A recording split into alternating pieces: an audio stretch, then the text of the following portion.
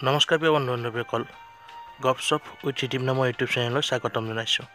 আহক আজি জানি লওঁ 2020 চনত কোন চাৰিটা ৰাশিৰ ওপৰত মা লক্ষ্মীৰ বিশেষ কৃপা থাকিব।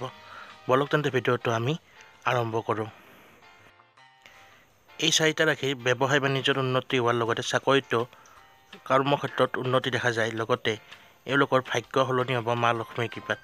এওঁলোকে আৰ্থিক ৰূপে মজবুত হ'ব, বিভিন্ন ক্ষেত্ৰৰ পৰা ধন লাভ কৰিব আৰু ধনৰ ক্ষেত্ৰত তেওঁলোকে দুখ কৰিব লগা নহ'ব, যিহেতু মা লক্ষ্মী এওঁলোকৰ ওপৰত সুপ্ৰসন্ন হৈ আছে। এওঁলোকে পজিটিভ হৈ থাকিব, যাৰ বাবে এওঁলোকে নিজৰ কৰ্মত উন্নতি লাভ কৰিব।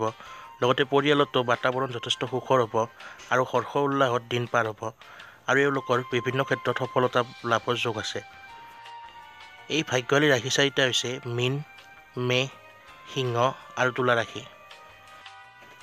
বন্ধু-বান্ধৱীসকল, এইকেইটাই আছিল চাৰিটা ৰাশি আৰু তেওঁলোকৰ ভাগ্যফল, যাৰ ওপৰত মা লক্ষ্মীৰ কৃপা 2020 চনত বিৰাজমান হৈ থাকিব।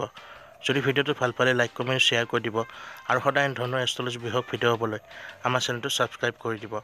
ধন্যবাদ।